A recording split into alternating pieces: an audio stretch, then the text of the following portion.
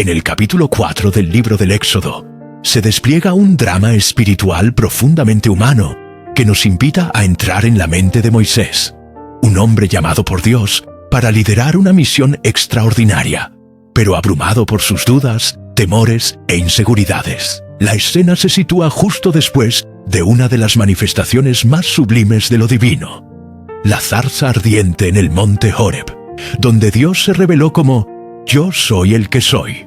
Éxodo 3:14. Como leemos en Éxodo 3:10, Dios le dice a Moisés: «Ven por tanto ahora, y te enviaré a Faraón, para que saques de Egipto a mi pueblo, los hijos de Israel». Es una comisión clara, directa y divina. Sin embargo, la respuesta de Moisés no es de aceptación inmediata. En lugar de decir «heme aquí», como Isaías siglos después, Moisés empieza un proceso de resistencia interna que evidencia su humanidad. Este contraste entre el poder de la voz divina y la fragilidad de la respuesta humana revela algo fundamental del carácter de Dios, su paciencia con nuestras limitaciones. No vemos aquí a un Dios que impone su voluntad por la fuerza, sino a un Dios que dialoga, que responde, que acompaña. La narrativa de Éxodo 4 nos permite entrar en ese diálogo y descubrirnos también nosotros en los miedos, argumentos y objeciones de Moisés. El llamado divino no es una imposición, sino una invitación a confiar. Dios no solo llama a Moisés a liberar a Israel, sino a caminar con él, a descubrir que no está solo, que su debilidad será revestida con la gloria del Todopoderoso. En esta primera sección del capítulo, comenzamos a ver que el relato de Moisés es también el nuestro. Dios nos llama y muchas veces respondemos con temor. Pero es precisamente en ese espacio de lucha, de duda y gracia, donde comienza la verdadera historia de redención. Así, el capítulo 4 se convierte no solo en una narrativa histórica, sino en una meditación profunda sobre el carácter de Dios y la condición humana. ¿Qué hace Dios con un hombre que duda de sí mismo? Lo transforma. ¿Qué hace con una vara común? La convierte en símbolo de poder. ¿Qué hace con nuestras excusas? Las convierte en testimonios de su fidelidad. Y ese es el mensaje esencial que brota desde el comienzo de esta narrativa.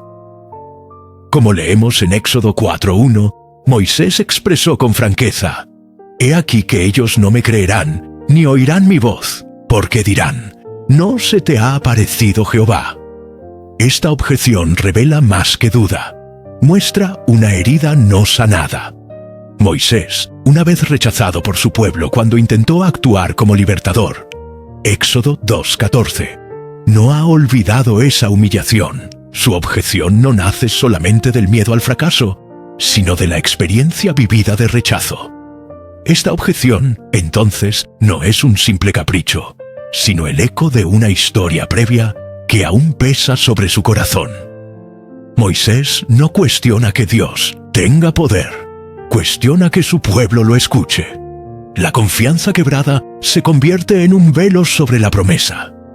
¿Quién no ha sentido alguna vez que su pasado lo descalifica para el presente llamado de Dios? Es importante notar que Dios ya había dicho: «Oirán tu voz». Éxodo 3:18. Pero Moisés replica como si no hubiera oído esa promesa. Aquí vemos cómo nuestras emociones pueden distorsionar incluso lo que Dios ha dicho claramente. Esta dinámica revela que el problema no es teológico, sino existencial. Moisés necesita ser sanado interiormente para poder actuar exteriormente. En esta escena, la Escritura nos permite observar la compasión de Dios, que no descalifica a su siervo por su temor, sino que responde dándole evidencias. En lugar de forzar, Dios convence. En lugar de desechar a Moisés, le reafirma. Lo ha escogido, lo ha preparado y lo respaldará. Es así como Dios actúa también con nosotros. Él conoce nuestras heridas, escucha nuestras objeciones y responde con gracia. No siempre elimina nuestras inseguridades, pero nos da razones suficientes para confiar. Esta interacción es profundamente pastoral. El llamado divino no exige perfección, sino disposición. En las manos de Dios, incluso nuestras dudas pueden convertirse en el comienzo de una gran obra. Dios no deja a Moisés con su temor sin respuesta. Como lo vemos en Éxodo 4:2, el Señor le pregunta: ¿qué es eso que tienes en tu mano? Y Moisés respondió: una vara. Dios toma ese objeto común y corriente, símbolo de la vida ordinaria de un pastor, y lo transforma en un instrumento extraordinario. Le ordena: échala en tierra. Y como leemos, la echó en tierra, y se convirtió en una serpiente, y Moisés huía de ella. Éxodo 4:3. Esta reacción nos recuerda que incluso cuando el milagro es evidente, el temor humano no desaparece automáticamente. Moisés huye porque el milagro le confronta con lo desconocido, con lo que no puede controlar. Entonces Dios le dice: extiende tu mano y tómala por la cola. Éxodo 4:4. Este acto implica una obediencia que desafía la lógica y la autopreservación. Tomar una serpiente por la cola no es seguro, pero Moisés obedece y la tomó y se volvió vara en su mano. Como lo muestra esta escena, la fe transforma el peligro en autoridad. La vara no será más un simple bastón, será el medio por el cual Dios manifestará su poder. Dios explica el propósito de este signo: para que crean que se te ha aparecido Jehová, el Dios de sus padres. Éxodo 4:5. Este milagro no es un espectáculo, sino un testimonio. Lián, serpiente, símbolo del poder egipcio, es sujetada por el siervo de Dios. Yahvé está diciendo que, por medio de Moisés, el poder opresor será sometido. El segundo signo es aún más íntimo. Mete ahora tu mano en tu seno. Éxodo 4:6. Y al sacarla, he aquí que su mano estaba leprosa como la nieve. La lepra simbolizaba la impureza total, la enfermedad incurable, la exclusión social.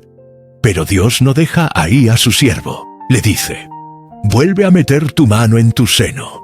Y cuando lo hace, la mano es restaurada. Esta señal no solo tiene un propósito apologético, sino espiritual. Muestra que el Dios que llama también limpia, sana, restaura. La lepra también podría interpretarse como símbolo del juicio para quien desobedezca la voz de Dios, y su curación como la gracia que capacita al mensajero para la misión.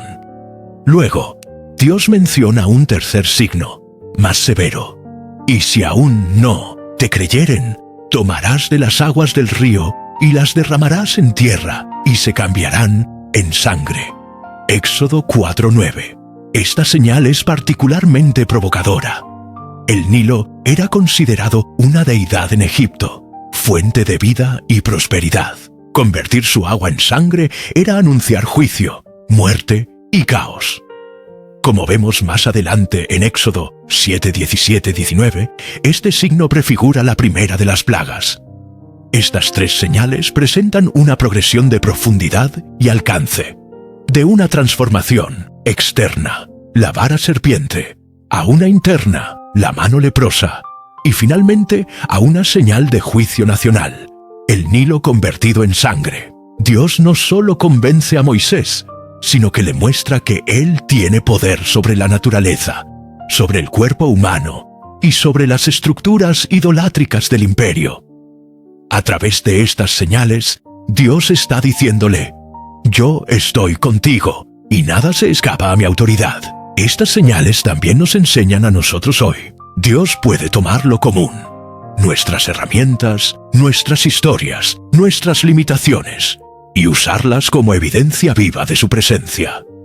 En el ministerio cristiano, no se trata de mostrar poder propio, sino de ser instrumento para que otros crean que Dios se ha manifestado. Cada signo apunta a una verdad. Dios transforma, Dios sana, Dios juzga. No hay rincón de nuestra vida, ni personal ni social, donde su poder no pueda actuar. Luego de que Dios concede a Moisés 3 señales asombrosas para autenticar su misión: la vara convertida en serpiente, la mano leprosa restaurada y el agua del Nilo transformada en sangre, esperaríamos una rendición incondicional del siervo. Pero como lo leemos en Éxodo 4:10, Moisés aún no se siente preparado. «Ay, Señor, nunca he sido hombre de fácil palabra, ni antes ni desde que tú hablas a tu siervo, porque soy tardo en el habla y torpe de lengua». Este lamento no se limita a una objeción racional, es una confesión emocional. Moisés reconoce su limitación, verbal como una barrera psicológica profunda. En hebreo, la expresión «tardo en el habla» implica una lentitud, quizás tartamudez, o más probablemente una ansiedad paralizante frente a la exposición pública. En su mente, esa limitación lo descalifica para hablar con Faraón y con el pueblo.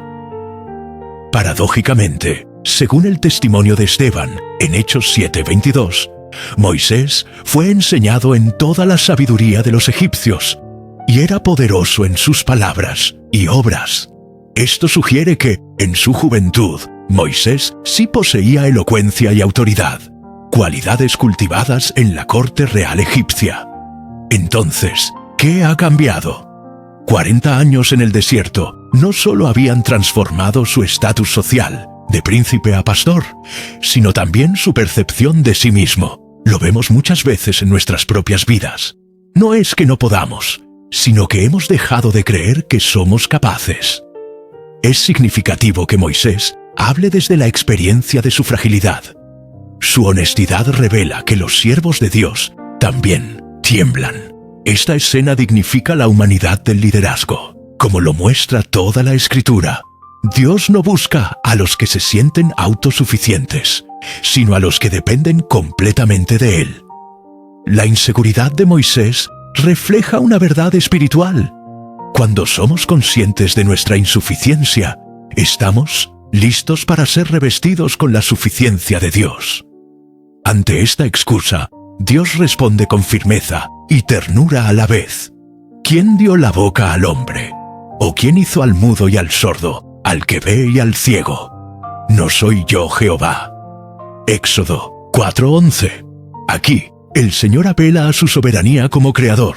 Está diciendo: si tú crees que no puedes hablar, recuerda que yo soy el que hace hablar. Esta afirmación no es solo una defensa teológica, es una confrontación a la lógica del miedo. Dios no está limitado por nuestras limitaciones. Él es quien las define, las trasciende y cuando quiere, las transforma.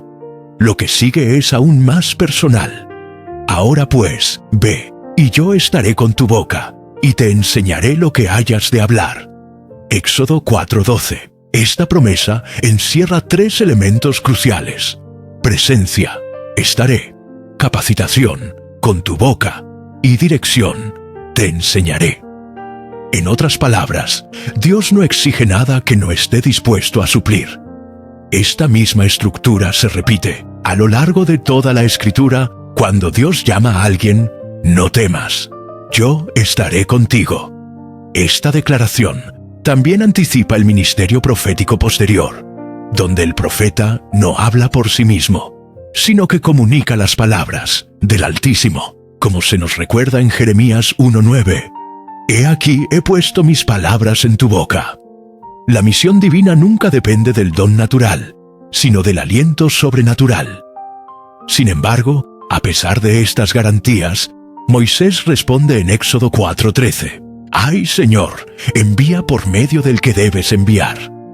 Esta frase ha sido interpretada por muchos comentaristas como una rendición aparente, pero el hebreo muestra lo contrario. Es una petición evasiva. Moisés, en realidad, está diciendo: envíalo a él, no a mí. No se trata ya de una duda sobre sus capacidades, es una resistencia a someterse al llamado. Aquí, el texto nos revela una verdad dolorosa pero necesaria. La paciencia de Dios tiene límites pedagógicos. Entonces la ira de Jehová se encendió contra Moisés. Éxodo 4:14. Esta es la primera vez en todo el Pentateuco que se menciona explícitamente la ira divina. Y sin embargo, la reacción de Dios no es castigo, sino adaptación. Le asigna un compañero, a Aarón. Este episodio deja una enseñanza contundente. Cuando el temor nos paraliza, Dios puede suplir nuestras debilidades, pero también puede cambiar los términos de la misión. Moisés no fue rechazado, pero su negativa tuvo consecuencias. Ya no será él quien hable al pueblo directamente. Aarón será su voz, y él será como Dios para su hermano. Éxodo 4:16. Esta estructura refleja un modelo profético mesiánico que se verá más adelante en el Antiguo Testamento y se consumará en Jesucristo, el profeta por excelencia. Dios concluye esta escena con una orden inequívoca. Tomarás en tu mano esta vara, con la cual harás las señales. Éxodo 4:17. Es como si le dijera: tus palabras pueden fallar, pero mi poder no. La vara, símbolo de su oficio como pastor, se convierte ahora en instrumento de juicio y liberación.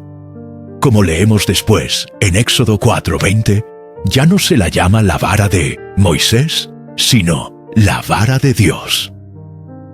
Tras el diálogo intenso con Dios en el monte Horeb, Moisés da un primer paso concreto hacia la obediencia, como leemos en Éxodo 4:18. Entonces Moisés volvió a casa de su suegro Jetro y le dijo: iré ahora y volveré a mis hermanos que están en Egipto, para ver si aún viven. Esta expresión revela la prudencia de Moisés. No menciona el llamado divino ni los milagros presenciados.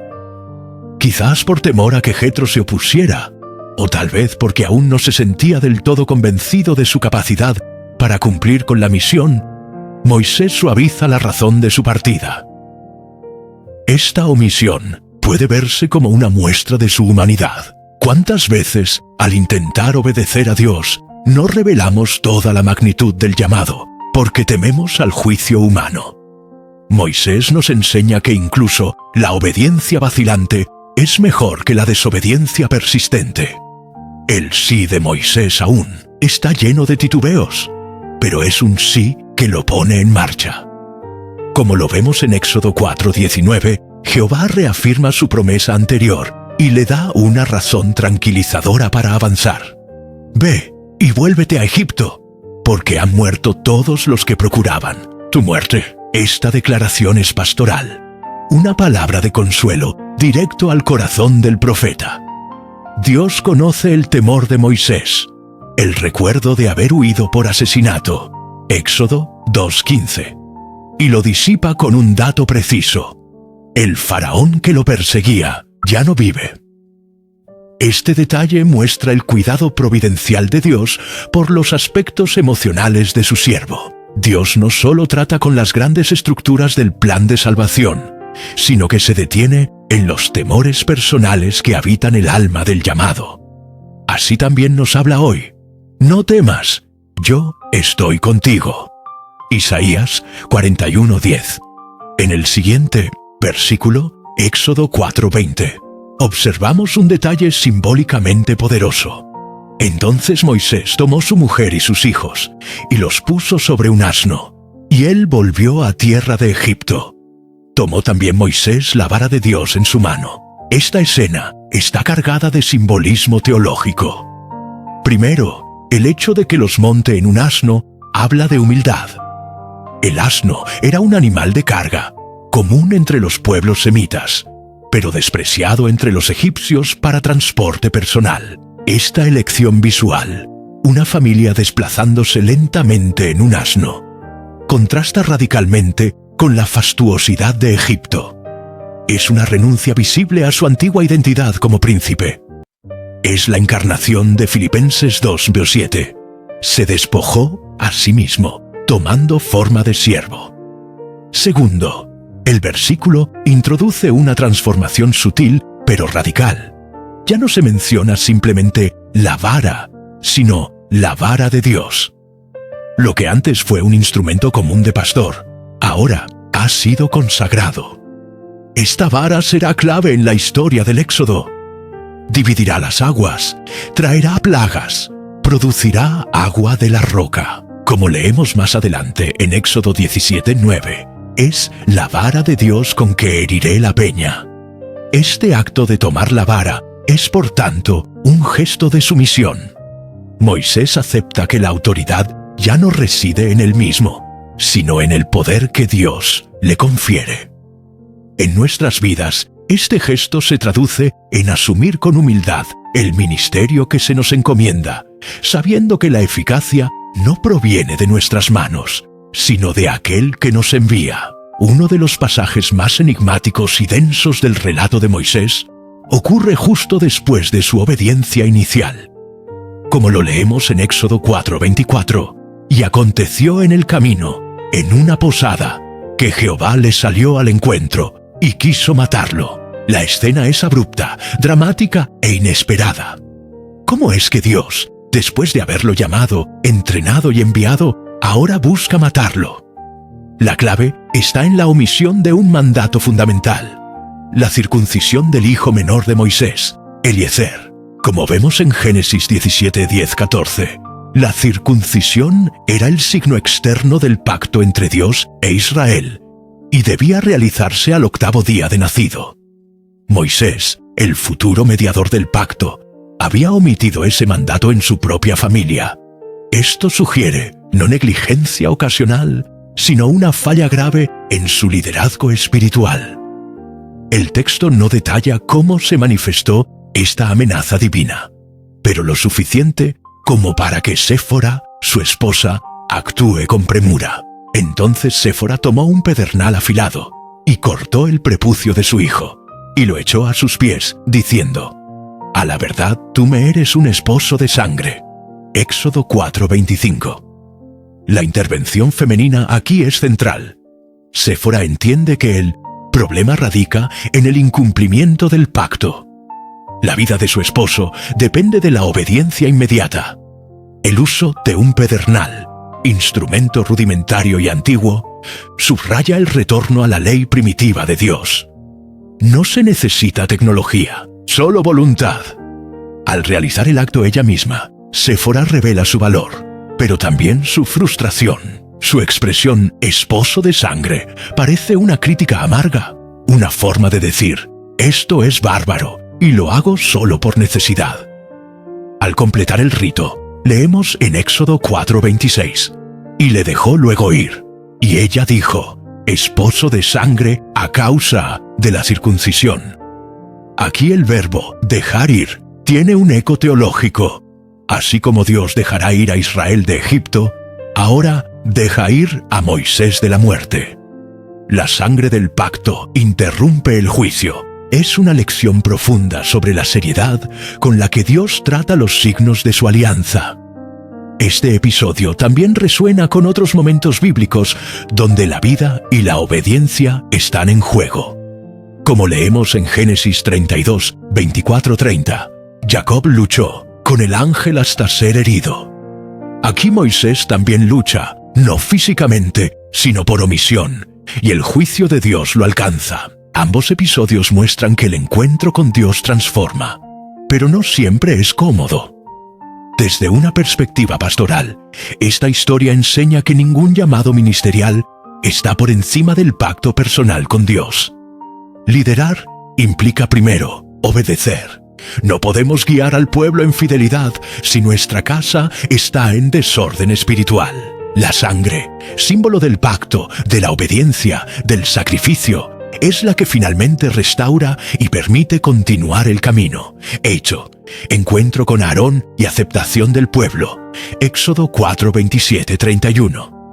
El relato toma un giro esperanzador cuando, tras el quebranto, Moisés experimenta el respaldo tangible de Dios a través del encuentro con su hermano Aarón. Como leemos en Éxodo 4:27, «Y Jehová dijo a Aarón, ve a recibir a Moisés al desierto. Y él fue, y lo encontró en el monte de Dios, y lo besó». Esta escena breve, pero cargada de significado, es una confirmación visible de la providencia divina en acción. La instrucción divina a Aarón, ve a recibir a Moisés, no solo refleja coordinación soberana, sino también la anticipación de Dios ante las objeciones de su siervo. Dios ya había hablado a Aarón incluso antes de que Moisés iniciara su regreso, lo que demuestra que el plan de redención estaba cuidadosamente orquestado desde el cielo. Como en muchas otras partes de la Biblia, Dios no improvisa. Él prepara los caminos, los encuentros y las alianzas humanas que sostienen sus propósitos eternos. Cuando Aarón lo encuentra en el monte de Dios, Éxodo 4:27, entendemos que no es cualquier encuentro casual. Es una repetición intencional del lugar sagrado donde Moisés había recibido su llamado. Éxodo 3:1-12. El monte de Dios, Horeb o Sinaí, representa no solo un espacio geográfico, sino un punto de revelación, obediencia y envío. Dios cierra el círculo. Moisés había sido llamado allí, y allí mismo recibe a su compañero de misión. El gesto de Aarón al besarlo es también significativo. No es solo afecto fraternal, sino un símbolo de aceptación y alianza. En el contexto bíblico, los besos entre varones, especialmente hermanos, son expresión de reconciliación, pacto y respaldo mutuo. Cf. Génesis 33:4, 45:15, 1 Samuel 20:41. En este gesto, Aarón no solo reconoce a Moisés como su hermano, sino también como el hombre que ha sido escogido por Dios para liberar a Israel. Luego, como lo leemos en Éxodo 4:28, entonces contó Moisés a Aarón todas las palabras de Jehová que le enviaba y todas las señales que le había dado. Este pasaje revela algo crucial. Moisés no se guarda la revelación divina, la comparte con transparencia. Aquí vemos el inicio de una dinámica profética. Dios habla a Moisés, y Moisés comunica fielmente a Aarón, quien será su portavoz. Esta cadena de comunicación será clave en todo el Éxodo. El profeta no se guarda el mensaje, lo transmite con fidelidad. Enseguida, ambos regresan juntos a Egipto, y aunque el texto no detalla el trayecto, podemos imaginar la mezcla de emociones en Moisés, todavía con cierto temor, pero ya en obediencia, fortalecido por la compañía de su hermano, pero aún cargando el peso del llamado divino. Llegados a Egipto, Moisés y Aarón convocan a los líderes del pueblo. Y fueron Moisés y Aarón, y reunieron a todos los ancianos de los hijos de Israel. Éxodo 4:29. Esta estrategia es también parte del plan de Dios. Comenzar con los ancianos, es decir, con las autoridades representativas de las tribus. Dios no actúa de forma caótica. Como lo indica Éxodo 3:16, Dios ya había dicho: «Ve y reúne a los ancianos de Israel».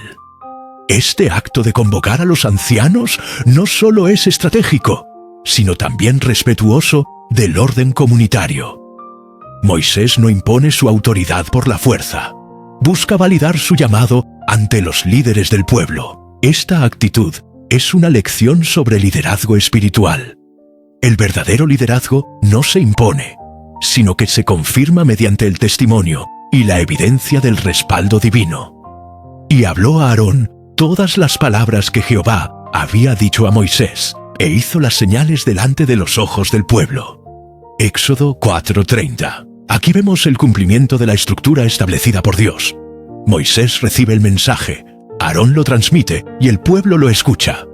Aarón actúa como profeta de Moisés, tal como Dios lo había establecido en Éxodo 4:16, y luego reafirma en Éxodo 7:1. He aquí yo te he constituido Dios para Faraón, y tu hermano Aarón será tu profeta. Además, Moisés realiza las señales: la vara convertida en serpiente, la mano leprosa y restaurada, y la conversión del agua del Nilo en sangre. Éxodo 4:2-9. Estas señales tienen voz, como leemos en Éxodo 4:8. Y acontecerá que si no te creyeren, ni obedecieren a la voz de la primera señal, creerán a la voz de la postrera. Aquí la Escritura atribuye voz a los milagros, porque comunican una verdad espiritual. En este caso, comunican que el Dios de Abraham, Isaac y Jacob ha visitado a su pueblo y se dispone a libertarlo. Y entonces ocurre lo inesperado y poderoso, y el pueblo creyó, y oyendo que Jehová había visitado a los hijos de Israel y que había visto su aflicción, se inclinaron y adoraron. Éxodo 4:31. Esta respuesta no es solo aceptación mental, es fe activa que se expresa en adoración. Se postran, una señal de rendición y reverencia, porque entienden que el Dios que parecía distante, ahora se ha hecho presente. Como leemos en Éxodo 3:7, Dios había dicho: «Bien he visto la aflicción de mi pueblo, y he descendido para librarlos». Ahora el pueblo lo cree. Este versículo resume un giro espiritual tremendo. La esperanza renace, la fe despierta, y la adoración brota espontáneamente. Este es uno de los momentos más puros de fe colectiva en todo el Pentateuco. Aunque esa fe será probada y a veces flaqueará, aquí se manifiesta con claridad. Dios ha hablado, y el pueblo ha creído. Dios ha visto, y ellos lo han reconocido. Dios ha venido, y ellos lo han adorado. Esta escena nos recuerda que Dios prepara tanto al mensajero como a los oyentes. Cuando Dios nos envía, también abre corazones.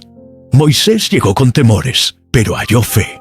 Aarón habló con palabras humanas, pero fueron palabras inspiradas. Las señales fueron visibles, pero comunicaron verdades invisibles. La adoración del pueblo fue su primer acto de libertad interior.